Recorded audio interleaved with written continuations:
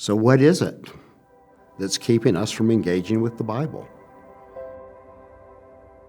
Some of the big concerns that I had about what was happening with the Bible and with the church actually had begun when I had been a pastor. And I knocked myself out to give people the best Bible experience possible. I would preach through whole books of the Bible and whole sections, but I really wasn't helping people to engage in the scriptures themselves. People wanted to do well by the Bible. They wanted to like the Bible. They wanted to love the Bible. The challenge to them had been simply try harder. And trying harder wasn't working. Something had to change. And it was going to take something of a paradigm shift. We needed the freedom to be able to think deeply about these issues, and it led us to form what we called the Institute for Bible Reading.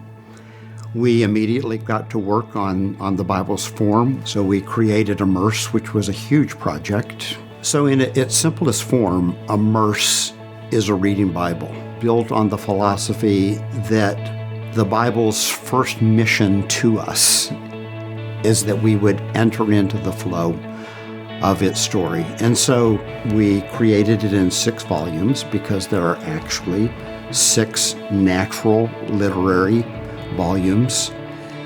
And we wanted people to begin to think of the Bible not as just one great big book from God, but that this was a library of books. But at some point we realized with all of our work, we had created something that very few people knew about. And that's where our Daily Bread Ministries came in. I was introduced to our Daily Bread Ministries through Our Daily Bread, the devotional. But we did not realize how expansive the ministry was, that it had offices in dozens of countries around the world. And as we began to talk together and trust each other, we discovered that the mission of both organizations was to get people engaged in the Bible. Together we have a goal of translating Immerse into 10 different languages, 10 gateway languages that will then be distributed into over 100 different countries. Theology and the study of God takes a village. Just like we would never do deep sea diving alone or climb Mount Everest alone, the Bible was never meant to be a solo sport.